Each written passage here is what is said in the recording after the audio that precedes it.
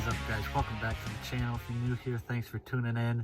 So we're diving right into a project today. It's a beautiful day out right now. Not too hot, not too cold. The sun is shining. It's a good day in Oregon. I'll probably get some flack for this, but the Dodge is broken. Well, I guess it was broken when I bought it and I didn't know. As you've been watching, hopefully the video turned out all right. I think it was probably a bit overexposed because of the sun, but we are open up the doors. Unbeknownst to me, or I didn't even know this was an issue until I went and installed my amp power steps on this truck, and neither of the back doors were working. The steps weren't coming down. I'm like, oh, that's weird that it is both doors. And so I thought about it a little while, and then that night when I drove it home, I tried out the back doors, and I noticed that the dome light wasn't turning on either when I went to open the rear doors. I'm like, looks to me like there's a bad connection on the rear doors. And sure enough, I went inside and looked it up, and it is apparently pretty common for the wires in these back doors of this generation of truck to break. If you look at how they're routed, I'll show you guys it at the end, but if you look at how they're routed, it's almost like a full circle that these things go through between the door and the actual pillar of the truck. So just off feeling the wires, they don't feel all that cheap, but they do feel a little stiff, and so over time, opening and closing the door, they just end up breaking. And sure enough, on both my rear doors, wires were broken. So that's what we're doing today. I actually already went through and completely repaired the driver's side. It was a bit of a cluster in there. I don't know if the previous owner was the one that did this or if he took it to a shop and they did it, but it was not quite how I would have done it. I'm not a professional by any means, but I went through and there were 9 wires, I believe, going to the door, and 3 of them had already been broken and repaired. 1 of them had re-broken, and there were 4 others that were broken. So 6 of the 9 wires needed repairing. So I went through and did all that. As you can see, I got this door open here, and I see 1 wire that's about to break and 4 wires that are already broken. So 5. I guess it's a little better than the other door. Yeah, it's kind of ridiculous, but thankfully it's not too bad. Unlike the Ford that's behind me, it is sold. In case any of you guys are wondering, it is spoken for. Going to a really good buddy of mine, roommate in college. I'm actually really happy that he ended up buying it, because now I still get to see it every now and then, which makes me happy, and I can keep tabs on it, make sure it's getting cared for. But unlike on the Fords, where the harness basically is a straight shot all the way through the dash and everything, thankfully on these they have a plug, so you can just unplug them. So I guess I'll just kind of walk you guys through what I've done at this point, and then we'll go forward from here. It's a pretty simple process. So first thing I did was undo this plug here. It's kind of held into this little square by little tabs.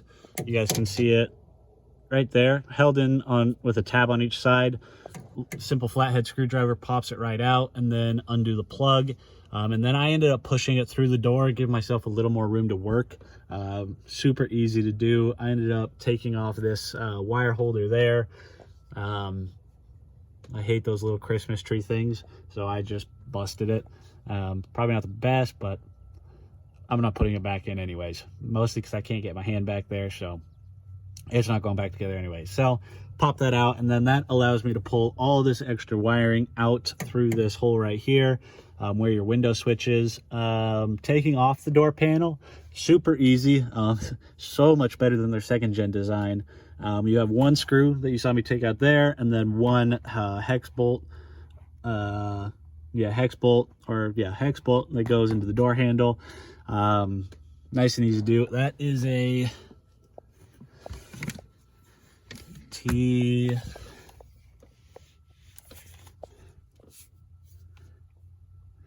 T30.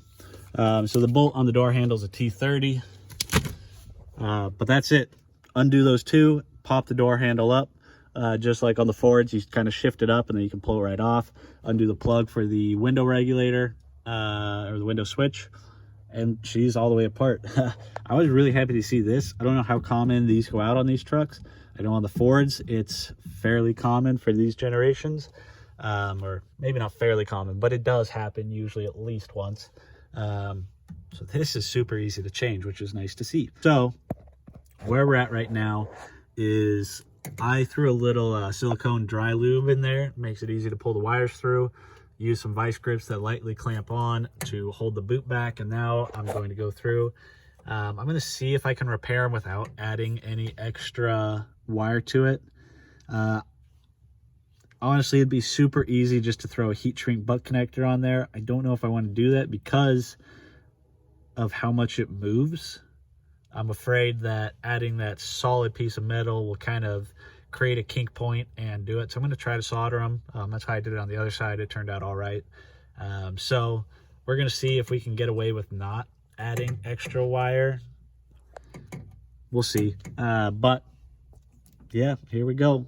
If you have a 3rd gen Dodge and some of your functions on your back doors are not working, I'd be willing to bet this is the issue.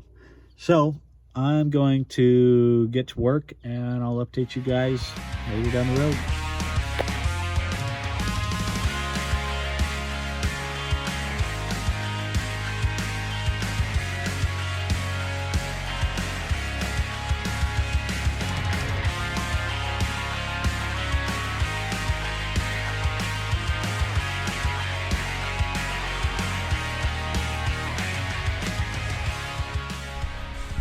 I'll tell you guys what, if you guys don't set up specific toolboxes like this, obviously you don't have to do it this way exactly, but having like an electrical toolbox and a plumbing toolbox, it makes life so much easier just having everything in one place.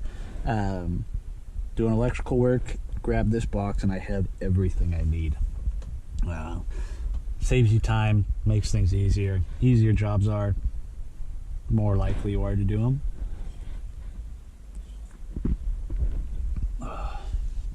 So I think what I'm actually going to do is I think I will use these little heat shrink butt connectors right here. I know I said I wasn't, but it'll save me so much time to do it this way. And because it's so easy to get to this point, if it ends up breaking down the road, then I know that I'll cut this out. Right now, the wires aren't really long enough to solder back together. I could, but then it's going to have a weird kink, and I figure if I want to solder it, I'm going to be adding wire, so I might as well just try these, and if they don't work down the road, I have to cut out a little bit of wire, add in some more wire, and we're back to good to go. So it's not hard to get to this point, so I'm going to give it a shot. If it doesn't work, you guys will know, and I'll let you know, but we'll see how these things do. Hopefully, I mean, it's just that little piece, that little section right there. We'll see. And then here's this green wire. I don't know how well you guys will be able to see it, but this green wire is broken as well. I'm sure it's well on its way out. I might, instead of just wrapping that with tape, I might cut it and splice it since I'm in here. But we'll see. So this is going to save me a lot of time. By no means am I a professional solderer. Also, along with having a toolbox set up with the right tools, having tools themselves that are like high quality tools is so nice. Using high quality tools as opposed to getting by with cheap stuff. These Klein wire crimpers literally have one job: cutting and crimping wires, and they are probably one of my favorite tools. Klein makes awesome tools in general, in my opinion. But yeah, makes life, obviously, if you can't afford the tool, then you can't afford the tool and you might have to get the job done. But if you can, my motto is buy once, cry once, and buy the best tool you can up front, because otherwise there's a pretty good chance that you're going to be buying it again down the road, which is going to cost you more money most likely.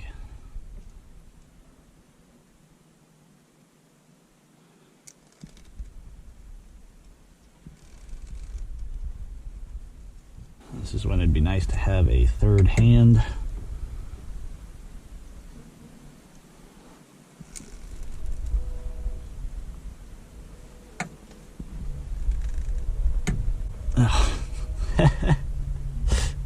Well, I'm going to be cutting that green wire.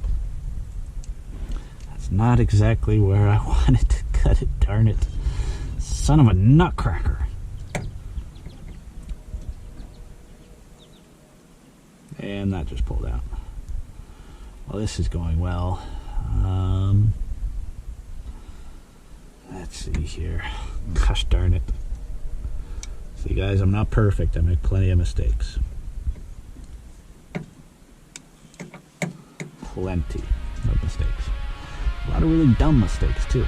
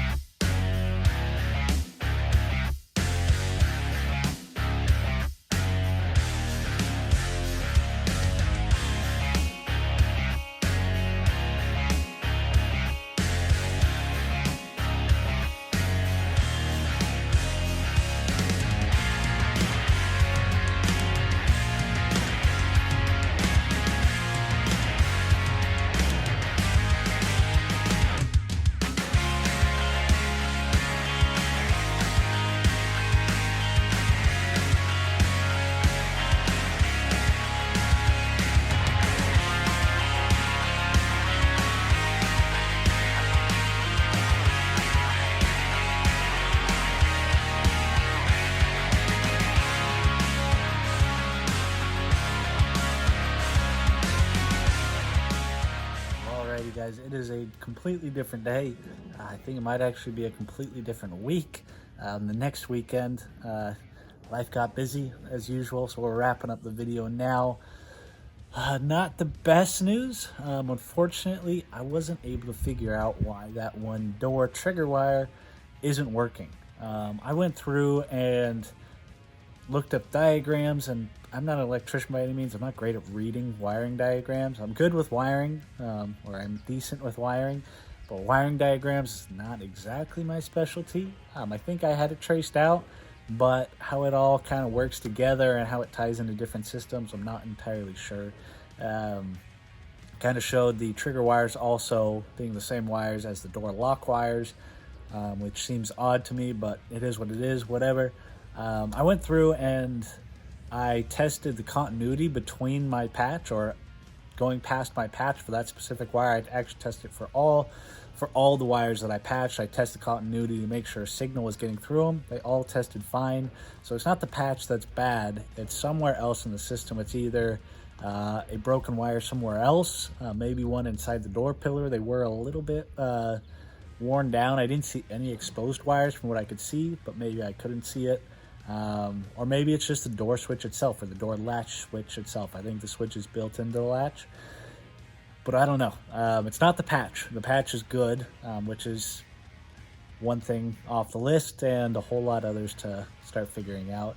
I was able to get the driver's side done, and all the other functions are done on it, and that was kind of my main thing I wanted to do. Was I wanted to make sure that the window worked and the door locked worked, because before it was I could unlock the door, but it wouldn't lock itself, and so I kept forgetting that I'd unlock the door, go drive somewhere, lock the truck, and I kept forgetting to go around and actually lock that one. So all that works now, which is kind of my main priority. I'm not too worried about the door triggering the steps or the door triggering the dome light. I don't have a whole lot of people hopping in and out of the back seat of my truck, and if I have somebody going in the back, I would say it's more than likely somebody's already getting in the front, and if they're getting in the front, the step is going to be open anyways. So, not a huge deal. Let me just show you guys what we're looking at. Is an absolutely gorgeous day here in Oregon. Close to 80 right now, probably high 70s now, which is, for me, totally perfect temperature. Got a light breeze. I'm happy. Update, I just nailed down or locked down a huge upgrade that's going to be coming to this truck. Just put the down payment on it, or the deposit on it, and a very big upgrade is going to be coming to this truck. Let me know what you guys think it might be. Something that I have always wanted, and I think at first it might not look as good as it's going to, but as the truck continues to evolve, it will look totally awesome, like an absolute beast. So let me know what you guys think. I also have new tow mirrors coming for this thing this week. These things are horrible. I have absolutely no idea how anybody would order a 1-ton dually from the factory with these little dinky mirrors and throw those crappy little extensions on there. I love the Ford mirrors. The Dodge mirrors are what they are. These things are a whole nother level of bad. So I'm very excited to get rid of those things and get something that I can just see even a little bit better. Yeah, those things need to go. I thought I was like the only weirdo driving around a 1-ton dually with these, but I saw a same generation Dodge Ram, 3rd gen Dodge Ram 3500 dually with the same exact mirrors minus the extension. I'm like, maybe it's just Dodge owners. I don't know. Do I want to be grouped in that group of people? I guess I am, whether I want to be or not. So let me come over here and show you guys what we're looking at. All right, can't open the door all the way because I got the lift, but steps working nice and good, just like it should. Obviously works on the front door too. Not much point in showing you the other side. The back door doesn't trigger the step because it doesn't trigger the dome light. You guys can see the dome light on in there. All right, so we'll start it up real quick. A few of you guys wanted to hear a startup on my last video of this, or the first video of this, and to be completely honest, there's not much point. Let me guys just show you.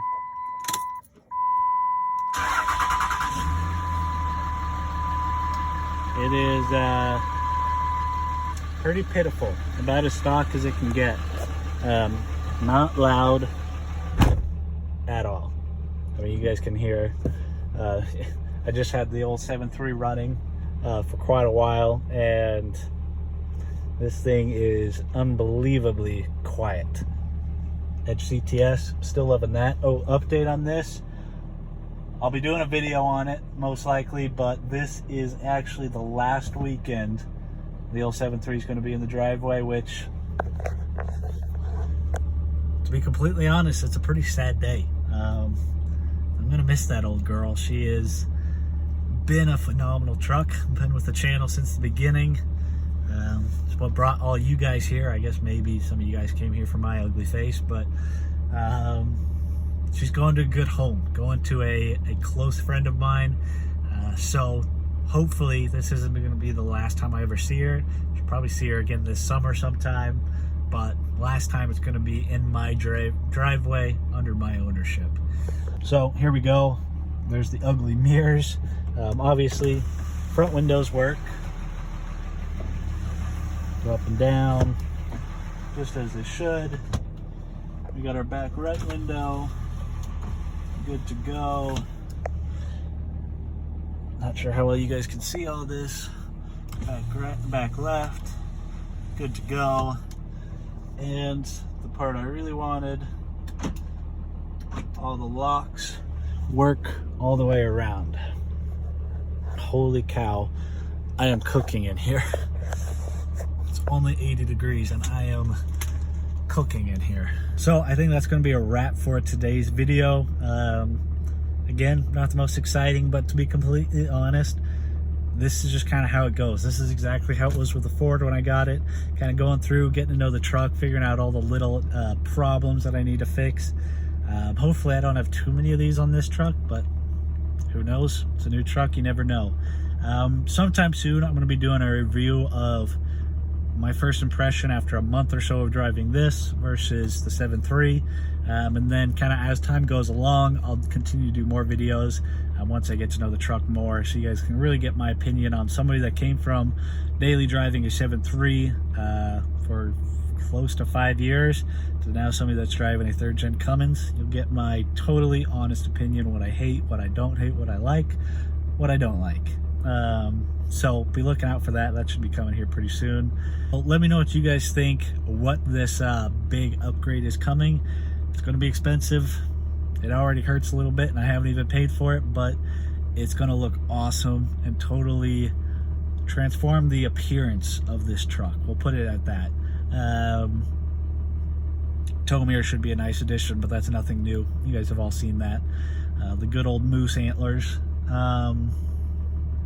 Oh, exhaust upgrade coming. Truck is not going to be sounding like this for much longer, or it might be. I'll let you guys ponder what I might be doing. I have never seen any other channel on YouTube do this to a diesel truck. I'll put it at that. I'm pretty excited for it. It should be a fun and functional and fun. I said fun twice.